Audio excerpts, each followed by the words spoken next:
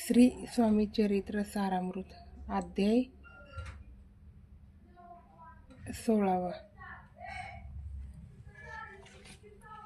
श्री गणेशाय नमः. भक्तजन तारणार्थ यती रूपे श्री दत्त पुवरी प्रगट होत अक्कलकोटी वास केला. जे जे झाले त्यांचे भक्त त्यात श्रेष्ठ स्वामी सुत ऐकता त्यांचे चरित्र महादोष जातील प्रसिद्ध मुंबई शहरात. हरिभाऊ नामे विख्यात आनंदे होते नांदत निर्वाह करीत नौकरीने. कोकण प्रांती राजापूर तालुक्यात येटे गाव सुंदर. हरिभाऊ तेथील राहणार जात मराठे तयांची. ते खोत त्या गावचे होते संपन्न पूर्वीचे. त्याच गावी तयांचे माता बंधू राहती. मुंबईत तयांचे मित्र ब्राह्मण उपनाव पंडित. ते करिता व्यापार त्यात तोटा आला तयांसी. एके समयी पंडितांनी स्वामी कीर्ती ऐकिली कानी. तेव्हा भाव धरुनी मनी नवस केला स्वामी ते. जरी 8 दिवसात मी होईन कर्जमुक्त, तरी दर्शना त्वरित अक्कलकोटी येईन. हरिभाऊ आणि त्यांचे मित्र अफूच व्यापार करिता त्यात आपणा नुकसान सत्य येईल ऐसे वाटले. त्यांनी काढली एक युक्ती बोलावून पंडितांप्रती. सर्व वर्तमान त्या सांगती म्हणती काय करावे. हे नुकसान भरावयासी द्रव्य नाही आम्हापासी. फिर्याद होता ब्रुसी बट्टा लागेला मुच्या. तेव्हा पंडित बोलले मलाही कर्ज काही झाले. निघेल माझे दिवाळे यात संशय असे ना. तुम्ही व्हावया कर्जमुक्त यासी करावी युक्ती ग. तुमचा होऊ नये मी मालका लिहून देतो पेंडीवरी. अफूचा भाव वाढला व्यापारात नफा झाला. हे सांगावया पंडिताला मारवाडी आला आनंदे.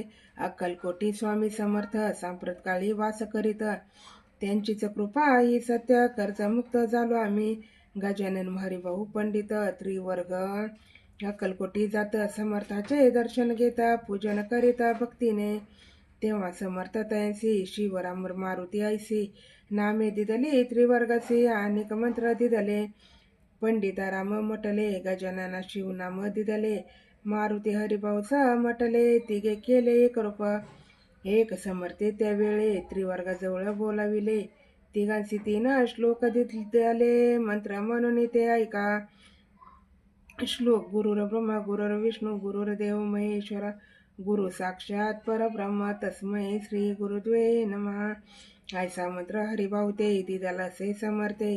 तेव्हा त्यांच्या आनंदाते पारावार नसेची. दुसरा मंत्र गजाननाला त्यावेळी श्रीनिधीतला. तेव्हा त्याच्या मनाला आनंद झाला बहुसालच.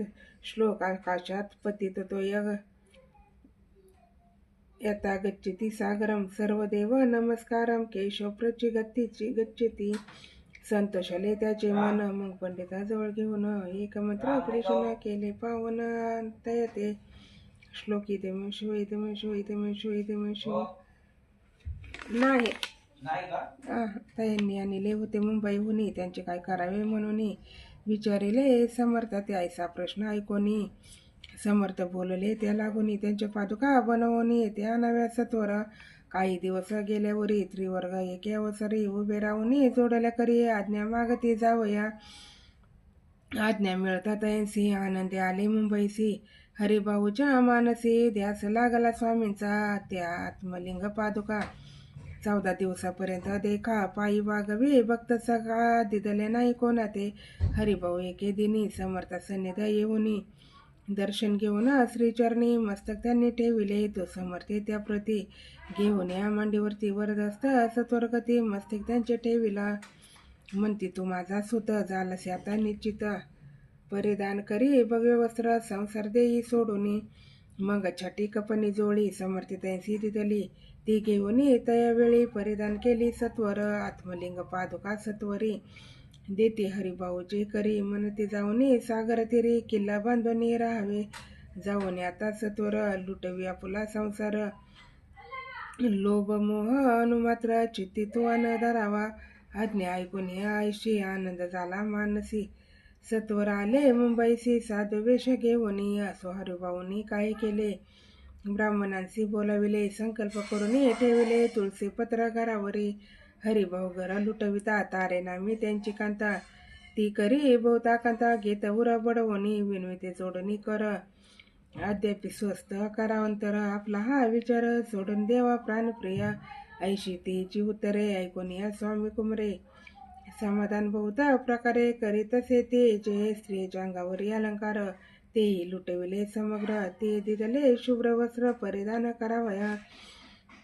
आत्मलिंग समर्थे स्वामी सुता ते दिदले होते. त्या पादुका स्वहस्ते मठा माझे स्थापिल्या. कामाटी पुऱ्यात त्या समयी मठ स्थापिला असे पायी. हरे भाऊ होऊन गोसावी मठा माझे राहिले. ही तिसरी स्वामी चरित्र सारामृत नाना प्रकृत कथा संमत. सदा भाविक भक्त परिसुत. षोडशोध्याय गोडा श्री रसो शुभबोध अवधूत चिंतन श्री गुरुदेव दत्त. श्री स्वामी समर्थ महाराज की जय. श्री गणेश अध्याय 17वा. मागील अध्यायी कथा सुंदर. प्रख्यात जय मुंबई शहर. तेथे येऊन स्वामी कुमार मठ स्थापित समर्थाचा. स्वामी नामाचे भजन त्यांचे चरित्राचे कीर्तन. त्याहून व्यवसाय अन्य स्वामी सुताने नती. स्वामी सुताची जननी काकूबाई नामे करोनी. तिने हे वृत्त ऐकोनी दुःख केले आणि वर निजमातेचा शोक पाहून दुःखित झाले अंतकरण. ते लागे सावरून धरले सत्वर प्रेमाने. नाना प्रकारे स्वामी सुत मातेचे समाधान करीत. मधुर शब्दे समजावित परमार्थ गोष्टी सांगोनी. यासी पिशाच बाधा झाली किंवा कोणी करणी केली. याची सोय पाहिजे पाहिली पंचाक्षरी आणोनी. त्या समय प्रख्यात थोर यशवंतराव भोसेकर. जयंती देव मामलेदार सर्व लोक बोलती. ऐसा विचार करोनी पोटी. दर्शन आल्या उठाउठी सांगितल्या सुताच्या गोष्टी. मुळापासून सर्वही ऐकून या देव मामलेदार हसून देती उत्तर. त्यासी पेशाचं लागले थोर माझे निदुरा नोयची. ऐसे उत्तर ऐकोनी दुःखित चालू अंतकरणी. मग ते स्वामी सुताची जननी अक्कलकोटी येत असे. असो इकडे स्वामी सुता मुंबई माझी वास्तव्य करीत. हिंदू पारसी स्वामी भक्त त्यांचे उपदेश झाले. मठ होता कामाटीपुऱ्यात. तेथे जागा नव्हती प्रशस्त. मग दिले कांदेवाडीत जागा एका भक्तिनीने. तारा नामे त्यांची कांता. तेही त्रास देत स्वामी सुता. परितयांच्या चित्ता दुःख खेद नसेची. प्रथम मुंबई शहरात शके 1792 फाल्गुन कृष्ण त्रयोदशीचा स्वामी जयंती केलीसे. कोणी एके समयासी नगरकर नाना जोशी सहज आले मुंबईसी. त्यांनी ऐकले वर्तमान. पाहुणे स्वामी सुताप्रती आनंदले नाना चित्ती. प्रेमानंदे चरण वंदिती स्तवन करीती तयांचे. स्वामी सुते तयसी लाविले स्वामी भक्तीसी. धन्य झाले नाना जोशी रंगले भजनी समर्थाच्या. पुढे जोशी बुवांनी स्वामींची पत्रिका करून ती अर्पवया श्रीचरणी. अक्कलकोटी पातले पत्रिका श्रीचरणी अर्पिली. स्वामी मूर्ती आनंदले. समर्थ त्यांची आज्ञा केली नगरा वाजवा म्हणून. नगरा वाजविला जोशी. हसवाले समर्थासी पाहून असो भक्तासी परमानंद झाला. असो अक्कलकोट नगरात शके 1793 प्रथम स्वामी जयंती करीत स्वामी सुता आनंदे. छेली खेडे ग्रामात प्रथम स्वामी प्रकट होत. विजयसिंह नामे भक्त गोट्या खेळत त्या सेवे. स्वामी सुता दिवसेंदिवस स्वामी भक्ती करी विशेष जन लाविले. वर्ज भजनाचा कीर्ती जो उभारेला. मना माझी धरुणी कामना कोणी त्यांची दर्शन. त्यांची समर्थ करीत आज्ञा सुताकडे जावयाची. स्वामी सुता त्या प्रती मना तिथ खुन सांगती. ऐकुनी जन चकित होती वर्णित ख्याती सुताची. एकदा सहज स्वामी सुत अक्कलकोटी दर्शन येत. तेव्हा समर्थ राजवाड्यात राहिले होते आनंदे. स्वामी दर्शन घेतले विन तो नसे विउदकान. ऐसे दिवस झाले तिनं निराहार राहिला. मग वाड्यासमोर जाऊन आरंभिले प्रेमळ भजन. जे करून रसे भरले पूर्ण. ऐकिले आतून राणीने सेवकांसी म्हणे सत्वरी. तुम्ही जाऊन यावसरी. त्या साधू ते अंत्य ते प्रार्थनी आणावे. पाहुणे समर्थासी उल्हास सुताची मानसी. धावून वेगेसी मिठी चरणी घातली. निज सुत ते पाहुणी आनंदले समर्थ मनी. कर फिरविला मुखावरून हास्य धरुणी उठविले. अक्कलकोटी त्यावसरी बहुतच होते सेवे करी. परी समर्थाची प्रीती खरी स्वामी सुतावरी होती. स्वामी सुत रात्रंदिन समर्थ पुढे करीती भजन. पायी खडावा घालून प्रेमरंगे नाचती. एके दिवशी श्री समर्थ बैसले असता आनंदात. स्वामी सुत भजन करीत पायी खडावा घालून. एकाच समय साधूनी समर्थ सांगते तया कानी. आम्ही जातो निजधामी वारसा पुढे चालवावा. स्वामी वचन ऐकोनी स्वामी सुत निशब्द होई. कल्पना न साहे त्यासी स्वामी विना कैसे जीवन. वारंवार विनवी स्वामींसी ऐसे न करावे काही, मी अजन आले करू तू माझी आई. स्वामी धरते हृदयाशी म्हणते आम्ही तव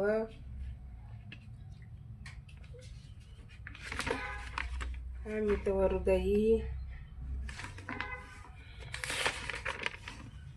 वास करू निश्चयी, चिंता काही करावी.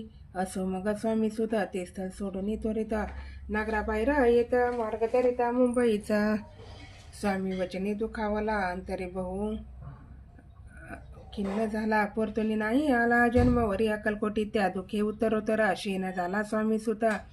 दुःख करी दिवस रात्र चैन नसे बरी, तोची रोग लागला शेवटी आजारी पडला. ऐसा समाचार समजला अक्कलकोटी समर्थ ते स्वामी सुताची जननी राहत असे त्या स्थानी. तिने हे वर्तमान ऐकोनी विनवित समर्थाते, मग समर्थे त्यावसरी मुंबईत पाठविले सेवेकरी. म्हणती सुता ते सत्वरी मज सन्निधान नव्हे, परिसुत त्या संगाती आला नाही. अक्कलकोटी विरा दुखा त्याचे पोटी रात्रंदिन चलत असे, मग संगती समर्थ त्यासी घालून पेटीत. घेऊन यावे त्वरित कोणीतरी जाऊन तथापि स्वामी सुद्धा पायी. अक्कलकोटी आला नाही दिवसेंदिवस देई, क्षीण होत चालला. शेवटी बोलले समर्थ, आता जरी न ये सत्य तरी तोप भरून यथार्थ ठेविली ती उडवू की. याचा अर्थ स्पष्ट होता तो समजला स्वामी सुद्धा. परी तो न आला अक्कलकोटा, जीवित परवा न केली आजार वाड्याला विशेष. श्रावण शुद्ध प्रतिपदेस केला असे कैलासवास, सर्व लोक हळहळती. अक्कलकोटी त्या दिनी समर्थ करते विचित्र करणी, बैसली स्नान करुणी परी गंधना लाविती. भोजना ते न उठती धरणीवर अंग टाकीती, कोण संगे न बोलती रुदन करते शनोशनी. इतके माझी सत्वर मुंबईहून आली तार, श्रुत झाला समाचार स्वामी सुतगत झाला. मग काकूबाईने सत्वर जवळ केले मुंबापूर, तेथे समजला समाचार. परत्र पावला आत्मजा निजपुत्र मरण वार्ता, ऐकून करते आकांता. तो दुःखद समय वर्णिता, दुःख अंतरी होत असे. असो मग काकूबाई अक्कलकोटी लवलाही, परतुनी आल्या पायी. बोलल्या काय समर्थ ते सुता फुला भक्त सोन, का काली पावला का मरण. मग स्मरती जे हे चरण त्यांचे तारण वय कैसे. समर्थ बोलले ते सी उलंगिले आमुच्या आज्ञेसी. संधी सापडली काळाची ओढोनी बळेची, मग नेला धन्य धन्य स्वामी कुमार. उतरला बहुदती दुस्तर, ख्याती झाली सर्वत्र कीर्ती अमर राहिली. इति श्री स्वामी चरित्र सारामृत, नाना प्रकृत कथा संमत. भाविक भक्त परिसोत सप्तदशाध्याय गोडा. श्री भगवचरणा अर्पण मस्तु. श्री रस्तु शुभम भवतु. अवधूत चिंतन श्री गुरुदेव दत्त. श्री स्वामी समर्थ महाराज की जय. अध्याय 18. श्री गणेशाय नमः. स्वामी सुताच्या गादीवरी कोण नेमावा अधिकारी, ऐसा प्रश्न सेवेकरी करिता ती समर्थाते. तेव्हा बोलले समर्थ, सेवेकरी असती सांप्रत. परी एकही मजला त्यात योग्य कोणी दिसेना, जेव्हा हिला मुच्या मानसी. त्या समय मोर पाखरांसी अधिकारीने मोगा दिसे. चिंता तुम्ही न करावी मोर पाखरा. समर्थ म्हणती वेळोवेळा रात्रंदिना तोची चाळा. मोठमोठ्याने ओरडती आमची पाऱ्याची विट, जतन करावी नीट. वारंवार म्हणते समर्थ, काकूबाई लागोनी लपवून ठेवले विटेसी, ती दिली पाहिजे आम्हासी. याचा अर्थ कवनासी स्पष्ट काही कळेना. असो स्वामी सुताचा भ्राता कोकणात राहत होता. स्वामी सुता मृत्यू पावता वर्तमान कळले त्यात, तो केवळ अज्ञान. दादाताईचे अभिमान त्यांचे शरीरी असमाधान, कृश होत चालला काकूबाईने तयसी. नविले आपणापासी एके दिवशी समर्थासी, दादाप्रती दाखविले. समर्थ बोलले बाईसी, 4 वेळा जीव घाल यासी, आरोग्य होईल बाळासी. चिंता मानसी करू नको, त्याप्रमाणे बाई करिता दादासी झाले आरोग्यता. समर्थाची कृपा होता रोग कोठे राहिला. केसगाव मोगलाईत तिथे नानासाहेब भक्त, त्यांनी बांधिला श्रींचा मठ. द्रव्य बहुत खर्चिले, श्रींची आज्ञा घेऊन सत्य पादुका स्थापाव्या मठात. या कारणे अक्कलकोटी येत दर्शन घेत समर्थाचे. ते म्हणते काकूबाईसी, पादुका स्थापना करायासी, तुम्ही पाठवा दादासी. समागमे आमच्या बाई म्हणे तो अज्ञान, तसेच शरीरी असमाधान, त्याची काळजी घेईल कोण. सत्य सांगा मज लागी. समर्थे वृत्त ऐकून म्हणती द्यावे पाठवून. बाळ आहे जरी अज्ञ तरी सांभाळू तयासी. समर्थ पुन्हाच्या बाईसी बोलले, त्यात तुमचे काय गेले. आम्हासी दिसेल जे भले तेच आम्ही करू की. शेवटी मंडळी सांगाती दादास पाठविले के जे प्रती. पादुका स्थापना झाल्यावरती दादा आला परतोनी. पुढे सेवे करेल सांगती.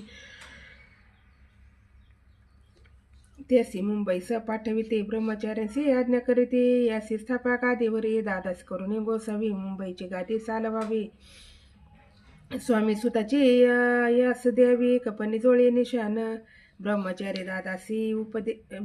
दादासी उपदेशिती दिवस निशी. गोसावी हो ना गादीची चालवावे आपण. दादा जरी अज्ञान होता तरी अशा गोष्टी करिता.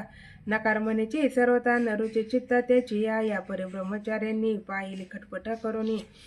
शेवटी दादासी मुंबईहून अक्कलकोटा पाठविले. समर्थ्याच्या समयासी आज्ञा केली भुजंगासी. घेऊन माझ्या पादुकांसी मस्तक ठेव दादाच्या. मूर्छला आणून सत्वरी घरा म्हणती त्यावरी. आज्ञेप्रमाणे सेवे करिता ते तैसेच. श्रींच्या पादुका शिरी पडता उपरती झाली त्याच्या चित्ता. हृदय प्रगटला ज्ञान सविता. ज्ञान गेले लयासे. धन्य गुरुचे महिमान पादुका स्पर्श करून. झाले तत्काळ ब्रह्मज्ञान काय धन्यता वर्णावी.